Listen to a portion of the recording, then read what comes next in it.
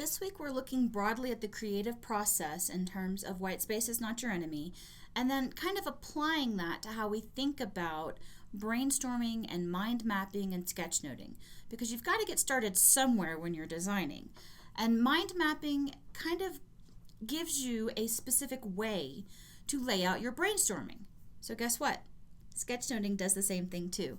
Sketchnoting is becoming more popular right now as we look at visual ways to lay out information.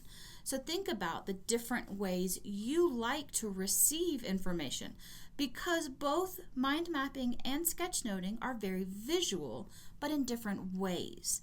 So take a look at the different resources I've given you and take a look at White Space is Not Your Enemy and think about how you brainstorm and how you write notes. I even challenge you, if you have a meeting in this next week, see if you can sketch note your way through that meeting and if those notes help you afterwards. Of course, I'm asking you to take a risk here because you'll probably want to revisit those notes in a few weeks and see just how effective those notes really are.